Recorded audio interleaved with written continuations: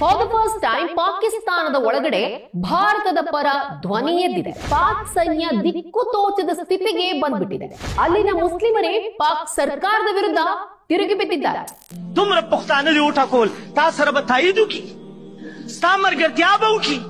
ಯುದ್ಧ ಆದ್ರೆ ನಾವು ನಿಲ್ಲೋದು ಭಾರತದ ಪರ, ಪಾಕಿಸ್ತಾನದ ಪರ ಅಲ್ಲ ಅಂತ ಖಡಕ್ ವಾರ್ನಿಂಗ್ ಕೊಟ್ಟಿದ್ದಾರೆ. ಕ್ಲಿಯರ್ ಸ್ಟೇಟ್ಮೆಂಟ್, ಗೊಂದಲನೇ ಇಲ್ಲ, ಪಾಕ್ಗೆ ನೇರ ಎಚ್ಚರಿಕೆ. ಪಾಕ್ ನಾಯಕರಿಂದ ಬರ್ತಾ ಇರೋದು ಹತಾಶೆಯ ಧ್ವನಿಗಳಷ್ಟೇ ಹೊರತು ಆತ್ಮವಿಶ್ವಾಸದ ಮಾತುಗಳಲ್ಲ. ಬಲೂಚಿಸ್ತಾನದಲ್ಲಿ ದಂಗೆ ಎದ್ದ ಬಲೂಚಿಗಳು, ಅಫ್ಘಾನಿಸ್ತಾನ ಬಾರ್ಡರ್ ನಲ್ಲಿ ಅಫ್ಘಾನಿಸ್ತಾನ ಪರ ಕೇಳಿ ಬರ್ತಿದೆ ಧ್ವನಿ. ನಮಸ್ಕಾರ ವೀಕ್ಷಕರೇ, ಫಾರ್ ದ ಫಸ್ಟ್ ಟೈಮ್ ಪಾಕಿಸ್ತಾನದ ಒಳಗಡೆ ಭಾರತದ ಪರ ಧ್ವನಿ ಎದ್ದಿದೆ. ಫಾರ್ ದ ಫಸ್ಟ್ ಟೈಮ್ ಪಾಕಿಸ್ತಾನದ ಮುಸ್ಲಿಮರು ಭಾರತದ ಪರ ಮಾತನಾಡಿದ್ದಾರೆ. For the first time Pak ಸೈನ್ಯ ದಿಕ್ಕು ತೋಚದ ಸ್ಥಿತಿಗೆ ಬಂದು ಕುತ್ಕೊಂಡಿದೆ.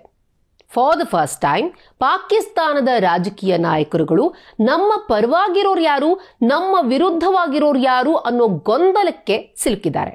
For the first time Pakistan ಯುದ್ಧಕ್ಕೂ ಮುನ್ನವೇ ಅಧೀನವಾಗಿದೆ, ಯುದ್ಧಕ್ಕೂ ಮುನ್ನವೇ ಶಸ್ತ್ರತ್ಯಾಗ ಮಾಡಿದೆ. ಅಫ್ಕೋರ್ಸ್ ಈಗಾಗಲೇ ಪಾಕಿಸ್ತಾನದ ರಿಲೇಟೆಡ್ ಹಲವಾರು ರಿಪೋರ್ಟ್ಗಳು ಬಂದಿವೆ.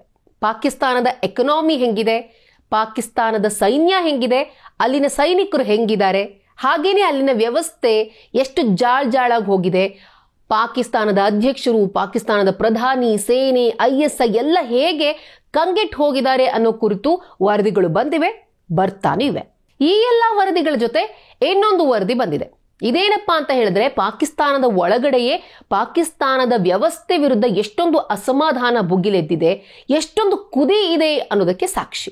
ವಿಷಯ ಏನಪ್ಪಾ ಅಂತ ಹೇಳಿದ್ರೆ, ಪಾಕಿಸ್ತಾನದ ಪಶ್ತೂನ್ ಮುಸ್ಲಿಮರು ನಾಳೆ ಏನಾದ್ರೂ ಭಾರತ ಮತ್ತು ಪಾಕಿಸ್ತಾನದ ನಡುವೆ ಯುದ್ಧ ಏನಾದ್ರೂ ಆದ್ರೆ ನಾವು ನಿಲ್ಲೋದು ಭಾರತದ ಪರವೇ ಹೊರತು ಪಾಕಿಸ್ತಾನದ ಪರ ಅಲ್ಲ ಅಂತ ಹೇಳಿ ಸ್ಟ್ರಾಂಗ್ ಆಗಿ ಹೇಳಿದ್ದಾರೆ. ಕ್ಲಿಯರ್ ಸ್ಟೇಟ್ಮೆಂಟ್, ಗೊಂದಲನೇ ಇಲ್ಲ.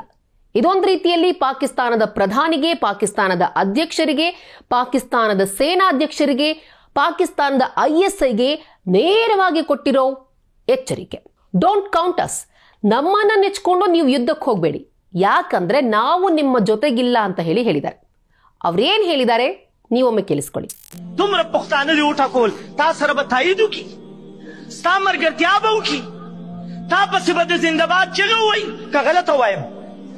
غلط وایم وای او بکی در سره تا کوم ظلمونو کو دی ملک سره تا کوم ظلمونو کو دی پختون سره پسوات او ملکان کی هر کور کی غم راوسته دي هر کور کی دعا اتری مړکړي دي و تا سره بدا پختون تایلو کی. ಸೊ ಯಾಕೆ ಹೀಗೆ ಹೇಳ್ತಿದ್ದಾರೆ ಪಶ್ತೂನ್ಸ್? ಅವರಿಗೆ ಏನಾಗಿದೆ? ವಿಶೇಷವಾಗಿ ಪಶ್ತೂನ್ಸ್ ಮುಸ್ಲಿಮರು ಖೈಬರ್ ಪಖ್ತೂನ್ವಾ ಹಾಗೂ ಬಲೂಚಿಸ್ತಾನ ಈ ಭಾಗಗಳಲ್ಲಿ ಹೆಚ್ಚಾಗಿದ್ದಾರೆ. ಅನಾದಿ ಕಾಲದಿಂದಲೂ ಕೂಡ ಪಖ್ತೂನ್ಸ್ ಮುಸ್ಲಿಮರ ಮೇಲೆ ಪಾಕಿಸ್ತಾನ ಸರ್ಕಾರ ದೌರ್ಜನ್ಯವನ್ನ ಎಸಗ್ತಾನೆ ಬಂದಿದೆ, ಅವರ ಮೇಲೆ ಹಲ್ಲೆಗಳನ್ನ ಮಾಡ್ತಾನೆ ಬಂದಿದೆ. ಹಾಗೆ ಪಾಕಿಸ್ತಾನ ಸೇನೆ ಕೂಡ ಅಷ್ಟೇ ಮಾನವ ಹಕ್ಕುಗಳ ಉಲ್ಲಂಘನೆಯನ್ನ ಮಾಡ್ತಾನೆ ಬಂದಿದೆ. ಸಾಮಾನ್ಯವಾಗಿ ನಾವೇನ್ ಅನ್ಕೊಂಡಿರ್ತೀವಿ, ಇಸ್ಲಾಮಿಕ್ ರಾಷ್ಟ್ರಗಳಲ್ಲಿ ಮುಸ್ಲಿಮರ ನಡುವೆ ಯಾವುದೇ ರೀತಿ ತಾರತಮ್ಯ ಇಲ್ಲ ಅಂತ.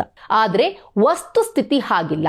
ಇವತ್ತು ಅನೇಕ ಮುಸ್ಲಿಂ ರಾಷ್ಟ್ರಗಳು ಬೇಯ್ತಾ ಇರೋದಕ್ಕೆ, ಕುದಿತಾ ಇರೋದಕ್ಕೆ, ಸಿಡಿತಾ ಇರೋದಕ್ಕೆ ಕಾರಣನೇ ಮುಸ್ಲಿಮರ ಮಧ್ಯೆ ಇರುವಂತಹ ಕಿತ್ತಾಟಗಳು, ಮೇಲಾಟಗಳು ಸಿರಿಯಾದಲ್ಲಿ ಆಗಿದ್ದೂ ಇದೆ, ಲೆಬನಾನ್ ಅಲ್ಲಿ ಆಗಿದ್ದೂ ಇದೆ, ಇರಾಕ್ನಲ್ಲಿ, ಇರಾನ್ನಲ್ಲಿ ಆಗ್ತಾ ಇರೋದು ಇದೆ. ಸೊ ಒಂದ್ ಕಡೆ ಪಶ್ತೂನ್ಸ್ ಮುಸ್ಲಿಮರು ಪಾಕಿಸ್ತಾನದ ಸರ್ಕಾರದ ವಿರುದ್ಧ ಸಿಡಿದೆದ್ರೆ, ಇನ್ನೊಂದ್ ಕಡೆ ಬಲೂಚ್ ರೆಬೆಲ್ಸ್ ಕೂಡ ಪಾಕಿಸ್ತಾನದ ವಿರುದ್ಧ ರೆಬೆಲ್ ಆಗಿದ್ದಾರೆ.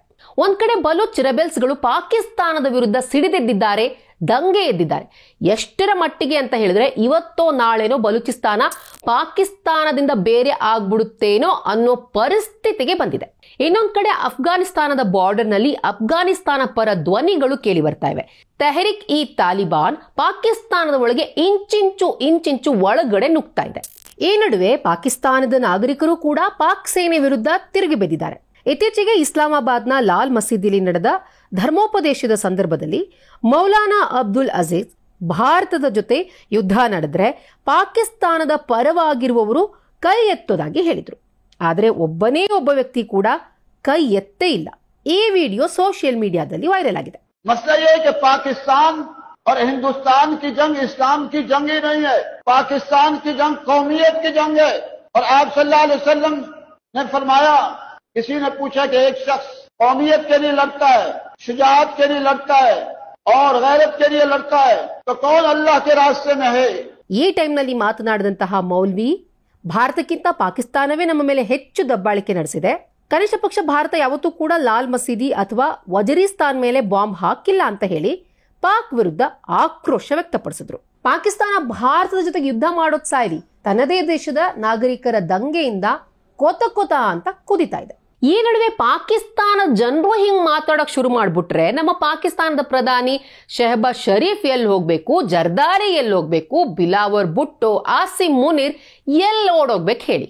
ಹಾಗೆ ಓಡಿ ಹೋಗುವಂತಹ ಪರಿಸ್ಥಿತಿಯನ್ನ ಇವರೇ ತಂದ್ಕೊಂಡಿದ್ದಾರೆ. ಹಾಗಾದ್ರೆ ಪೆಹಲ್ಗಾಮ್ ದಾಳಿಗೂ ಮುನ್ನ ಈ ರೀತಿ ಪರಿಸ್ಥಿತಿ ಉಂಟಾಗುತ್ತೆ ಅನ್ನೋದು ಪಾಕಿಸ್ತಾನಕ್ಕೆ ಗೊತ್ತಿರ್ಲಿಲ್ವಾ? ಗೊತ್ತಿದ್ದಿರ್ಬೋದು, ಆದ್ರೆ ಅಂದಾಜು ಇರ್ಲಿಕ್ಕಿಲ್ಲ. ಏನೋ ಆಗುತ್ತೆ ಅನ್ನೋದು ಗೊತ್ತಿತ್ತು, ಆದ್ರೆ ಯಾವ ಪ್ರಮಾಣದಲ್ಲಿ ಆಗುತ್ತೆ ಅನ್ನೋದು ಗೊತ್ತಿರ್ಲಿಕ್ಕಿಲ್ಲ. ಹಾಗಾಗಿ ಪಾಕಿಸ್ತಾನದಿಂದ ಈಗ ಬರ್ತಾ ಇರೋ ಧ್ವನಿಗಳಿವೆಯಲ್ಲ, ಪಾಕಿಸ್ತಾನದ ವಿದೇಶಾಂಗ ಸಚಿವ ಮಾತಾಡಿರೋದಾಗಿರಬಹುದು, ರಕ್ಷಣಾ ಸಚಿವ ಮಾತಾಡಿರೋದಾಗಿರ್ಬೋದು, ಅಥವಾ ಮಧ್ಯರಾತ್ರಿ ಎದ್ದು ಕೂತ್ಕೊಂಡು ಮಾತಾಡಿದಂತ ಇನ್ಫಾರ್ಮೇಶನ್ ಬ್ರಾಡ್ಕಾಸ್ಟಿಂಗ್ ಸಚಿವ ಮಾತಾಡಿದಾಗಿರ್ಬೋದು, ಬಿಲಾವರ್ ಭುಟ್ಟೋ ಮಾತಾಡಿದಾಗಿರ್ಬೋದು, ಇವ್ಯಾವುದೂ ಕೂಡ ಆತ್ಮವಿಶ್ವಾಸದ ಮಾತುಗಳಲ್ಲ. ಇವೆಲ್ಲವೂ ಹತಾಶೆಯ ಮಾತುಗಳು. ಯಾರಾದ್ರೂ ಬಂದು ನಮ್ಮನ್ನ ಯುದ್ಧಕ್ಕೆ ಬೀಳದೇ ಇರೋ ರೀತಿಯಲ್ಲಿ ತಡೀರಪ್ಪ ಅಂತ ಕೇಳ್ಕೋತಾ ಇರೋ ರೀತಿ ಇದೆ. ಈ ವಿಡಿಯೋ ಇಷ್ಟ ಆದಲ್ಲಿ ಲೈಕ್ ಮಾಡಿ, ಶೇರ್ ಮಾಡಿ, ಕಮೆಂಟ್ ಮಾಡಿ. ಹಾಗೆ ನೀವಿನ್ನೂ ನಮ್ಮ ಹೊಸದಿಗಂತ ಡಿಜಿಟಲ್ ಚಾನಲ್ನ ಸಬ್ಸ್ಕ್ರೈಬ್ ಮಾಡಿಲ್ಲ ಅಂದ್ರೆ ಈ ಕೂಡಲೇ ಸಬ್ಸ್ಕ್ರೈಬ್ ಮಾಡಿ.